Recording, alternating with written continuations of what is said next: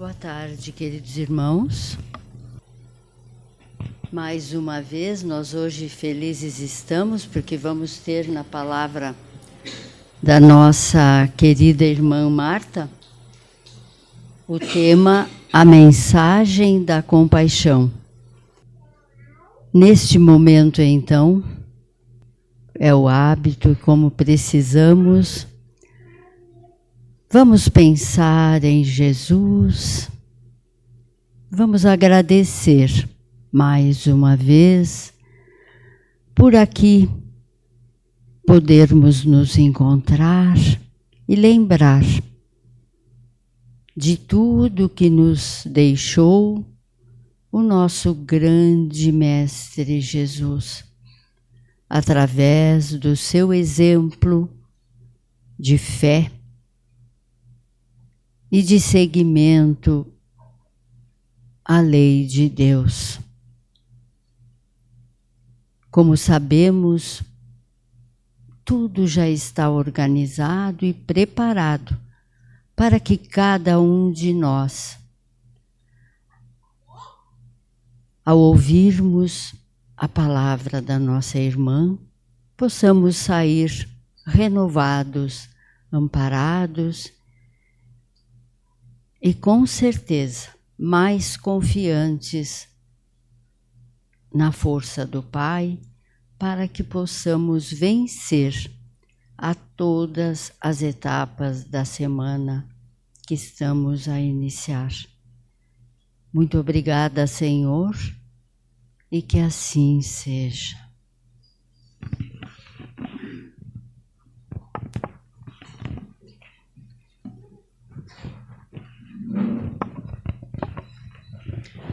Uma boa noite a todos, sejam todos bem-vindos. Nossa tarefa para a noite de hoje é falar um pouco sobre compaixão. Acredito que alguns de vocês já frequentem há um pouco mais tempo a casa e já ouviram falar no decorrer deste mês do livro Jesus no Lar. É um livro ditado pelo espírito Neio Lúcio e psicografado por Chico Xavier. Então é deste livro que vem a mensagem da compaixão. É baseado num capítulo deste livro. Eu gosto de começar dando algumas explicações, alguns significados de algumas palavras. Porque muitas vezes nós escutamos uma determinada palavra, uma determinada frase, e alguns entendem de uma forma, outros entendem de outra. Então, eu trouxe aqui um significado para a palavra compaixão. Acredito que quando se fala a palavra compaixão, todos nós compreendemos que ela é a piedade, que é a ter pena, né? Mas compaixão tem um significado muito maior. Ela é, sim, um sentimento piedoso, mas um sentimento piedoso de simpatia para com a tragédia pessoal de outrem, acompanhado do desejo de minorá-la. Então, não é apenas ter piedade, é ter a vontade de fazer algo para com aquela pessoa. É como se diz, é nos mexer, é agir. Então, a compaixão, ela não é apenas a empatia, quando nós nos colocamos no lugar do outro. Ela é um sentimento maior. Ela envolve, além da empatia, a gentileza e a ação. Ela é uma virtude muito importante que todos nós precisamos trabalhar para desenvolver essa virtude. Porque só assim nós conseguiremos compartilhar do sofrimento dos nossos irmãos. E olhar para o nosso irmão e poder ajudá-lo, ela é uma virtude muito importante, não só para o nosso irmão, mas ela é uma virtude importante para nós. Porque nós nos sentiremos muito melhor sabendo que poderemos estar ajudando alguém. E não significa aprovar as razões desta pessoa, se são razões boas ou más. E aí, quando eu li essa frase, eu fiquei pensando, mas como é que uma pessoa está sofrendo por razões boas ou por razões más? Então, vejam só, A compaixão não significa aprovar as razões do nosso irmão, sejam elas boas ou más. E aí, quando eu pensei nisso, eu pensei em trazer um exemplo prático. Porque os ensinamentos de Jesus nós precisamos trazer para o nosso dia a dia. Nós não podemos deixar apenas no papel, apenas no Evangelho, mas nós precisamos trazer. Então, eu trago um exemplo assim. Eu tenho uma amiga, é um exemplo aleatório, tá? Eu tenho uma amiga casada, mas esse marido, ele não é tão bom com ela. Ele é uma pessoa que muitas vezes a maltrata, ele é uma pessoa que agride, e nós sabemos que a agressão ela não é só física, nós temos a agressão física, a agressão financeira, a agressão moral, existem muitas formas de agressão. E essa minha amiga é infeliz nesse casamento com esse marido que agride. E eu, como amiga, penso assim, sai do casamento, não é simples? É simples, né? Sai do casamento. Eu estou tendo compaixão para com a minha amiga?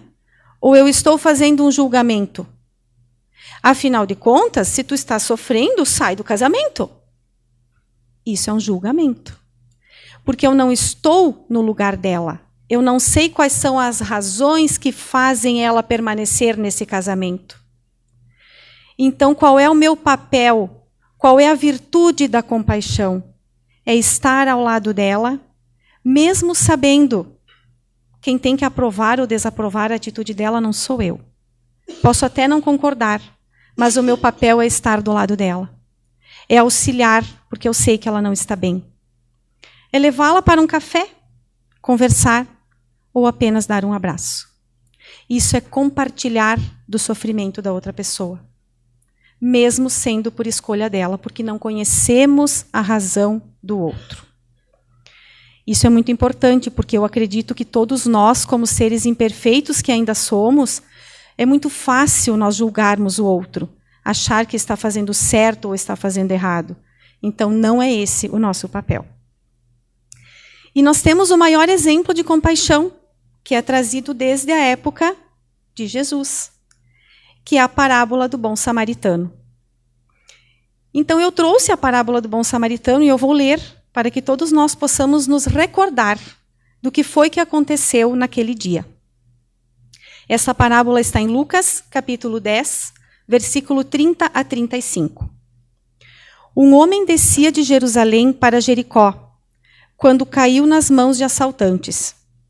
Estes lhe tiraram as roupas, espancaram-no e se foram, deixando-o quase morto. Aconteceu estar descendo pela mesma estrada um sacerdote. Quando viu o homem, passou para o outro lado. E assim também um levita. Quando chegou ao lugar e o viu, também passou pelo outro lado. Mas um samaritano, estando de viagem, chegou onde se encontrava o homem, e quando o viu, teve piedade dele. Aproximou-se, enfaixou-lhe as feridas, derramando nelas vinho e óleo. Depois colocou-o sobre seu próprio animal, levou-o para uma hospedaria e cuidou dele. No dia seguinte, deu 2 denários ao hospedeiro e lhe disse: cuide dele. Quando eu voltar, lhe pagarei todas as despesas que você tiver. Vejamos. Sacerdote e levita eram os que faziam os trabalhos ligados ao templo naquela época. Eles eram os homens de Deus. Onde está o papel deles nesse momento? O que foi que eles fizeram? Eu não vou me comprometer. Atravessa e passa pelo outro lado. Afinal de contas, eu não conheço e não sei o que aconteceu. O samaritano nós podemos considerar como um homem comum. Claro que temos todas as explicações, assim, mas não é nesse momento o tema, né? Então, o samaritano nós podemos considerar como um homem comum. Quando ele viu que um irmão dele, mesmo sem conhecê-lo, estava agonizando, ele tomou uma atitude. Ele teve piedade daquele irmão. Carregou-o em cima do seu animal, cuidou das suas feridas e ainda pagou todas as despesas. Então, acho que essa parábola é muito linda, né? Porque ela traz o maior exemplo de compaixão que nós tivemos desde há muito tempo. E o que acontece na nossa sociedade hoje? E já acontecia nessa época, porque nós vimos o exemplo do sacerdote e do levita. Nós temos escassez de compaixão. Nós estamos muito conectados conosco mesmos, preocupados com as nossas dificuldades, com os nossos problemas, que sempre são maiores que os dos outros, é claro. Então, nós precisamos nos preocupar apenas conosco. Isso acaba aumentando o egoísmo. Por que eu falo aumentando? Porque a doutrina já nos traz, há muito tempo, desde que os espíritos ditaram a doutrina, que o egoísmo e o orgulho são as chagas da sociedade. E nós continuamos. Ao invés de nos trabalhar, nós continuamos aumentando o egoísmo, porque pensamos apenas em nós. Não podemos pensar em nós? Podemos e devemos. Porque nós temos um corpo que precisamos cuidar, nós temos uma família, um trabalho, tudo o que nos foi emprestado e dado, porque as questões de aprendizado e as questões morais nos são dadas, nós precisamos cuidar, sim, do nosso espírito principalmente. Mas precisamos olhar para o lado. Quantos irmãos nós temos sofrendo? Quantos irmãos necessitando de auxílio? E aí Jesus traz nesse texto, quando nós falamos precisando de auxílio, são muitas as situações, são muitas as dificuldades, e as dificuldades internas que cada um passa. Mas, além disso, no texto, se vocês tiverem a oportunidade de ler ele depois por completo, Jesus nos traz dificuldades ainda maiores. Se nós não somos capazes de olhar para o lado, muitas vezes para um amigo, que nós preferimos não saber o que está acontecendo, porque daí nós não nos comprometemos.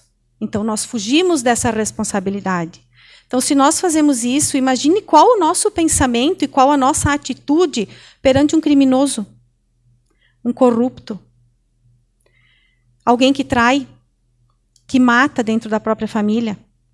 Então, qual é o nosso pensamento e qual é a nossa atitude nesse sentido? E aí Jesus traz o que nós devemos fazer. Eu vou ler só uma frase desse texto que está no livro, para que nós possamos compreender quais são as palavras de Jesus. Se pretendemos banir os males do mundo, cultivemos o amor, que se compadece no serviço que constrói para a felicidade de todos.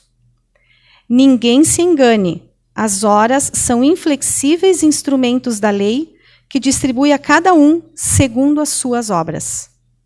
Então, aqui está claro também, será distribuído a cada um, não só aquelas pessoas que, como eu falei, têm as suas dificuldades, mas a todos nós pelas nossas atitudes. A cada um será dado conforme as nossas atitudes. Então, nós precisamos olhar para os nossos irmãos e perceber o quanto eles precisam de nós. O quanto, às vezes, é tão pouco o que nós precisamos dar, mas que para quem recebe é tanto. E não fugirmos dos problemas. A compreensão vem em primeiro lugar. Porque o que acontece? Quando a pessoa tem um problema e nós não vivenciamos, nós não temos para nós ou para a nossa família aquele problema, nós podemos até achar que está fazendo manha, está se vitimizando, porque o problema não está conosco. Então, que nós possamos compreender o que é a verdadeira compaixão e que possamos compartilhar do problema dos nossos irmãos, seja ele qual for. Cada um tem as suas dificuldades e são umas diferentes das outras. Estamos indo para o final, então, dessa explanação. E eu gostaria de pedir, o que eu vou, para finalizar essa explanação, eu vou chamar de um poema. Mas é um texto retirado de um livro chamado Compaixão, que foi ditado por Emmanuel e escrito por Chico Xavier também. Eu não trouxe o texto inteiro, eu trouxe algumas partes. E, nesse momento, eu gostaria de convidar os médiuns que vão nos auxiliar com o passe, para que já pudessem se posicionar, gostaria de convidar a vocês que pudessem relaxar em suas cadeiras, fechar os olhos levemente, que em seguida dessa leitura nós já faremos a prece final. Compaixão. Compadece-te da terra, ela produz o pão que te sustenta. Compadece-te da árvore, ela te alimenta com seus frutos. Compadece-te dos animais, eles te ajudam a viver. Compadece-te da própria família, ainda mesmo encontres junto aos entes amados aqueles que não se afinam contigo. A família é o grupo em que nascestes para auxiliar e ser auxiliado. Compadece-te de tua habitação, não a estragues, seja de mármore ou de taipa, é o recanto que Deus concedeu para morar. Compadece-te do teu corpo, não faças dele instrumento para qualquer abuso, ele é o engenho aperfeiçoado que te serve ao próprio espírito para que te aprimores. Compadece-te do jardim, não lhe tolhas as flores sem necessidade. Compadece-te do teu vizinho, talvez não te seja amigo íntimo, no entanto, conforme a necessidade, agirá junto de ti, qual se te fosse um parente próximo. Compadece-te do teu pai, compadece-te da tua mãe. Compadece-te de teu filho e da tua filha. Compadece-te dos jovens. Muitos deles, por inexperiência ou ingenuidade, poderão entrar em perigosos enganos, reclamando-te paciência e tolerância. De qualquer modo, recorda que a vida cuidará deles. Compadece-te do doente. Provavelmente estará ele impaciente e nervoso. Auxilia-o no entendimento e compreensão. Não sabes se amanhã serás o enfermo com necessidades semelhantes. Compadece-te do chefe, quem te mantém o trabalho para que não falte o pão de cada dia. Compadece-te do empregado. Não lhe sobrecarregues com cargas e encargos superiores às suas forças. Compadece-te dos errados. Guarda a certeza de que Deus te permite errar, a fim de que reconheças a tua fraqueza e imperfeição. Nem todos os errados possuem consciência do que fazem. Lembra-te dos momentos em que te desequilibras sem querer. Compadece-te dos bons e dos maus. Na terra não existem os totalmente bons nem os totalmente maus. Os maus são vítimas de delírios cuja origem eles próprios desconhecem. Ante as faltas de qualquer delinquente, seja ele quem for, compadece-te. Agradecemos, então, nesse momento a Deus por nos permitir mais uma tarde de aprendizados da palavra que Jesus nos trouxe. Que nós possamos aproveitar, receber esses fluidos tão benéficos e também levá-los aos nossos lares, juntamente com a paz, a alegria e a harmonia. Que possamos voltar aos nossos lares melhor do que aqui chegamos, acompanhados pelos nossos mentores, nossos amigos, e que possamos ter uma semana abençoada. Que assim seja.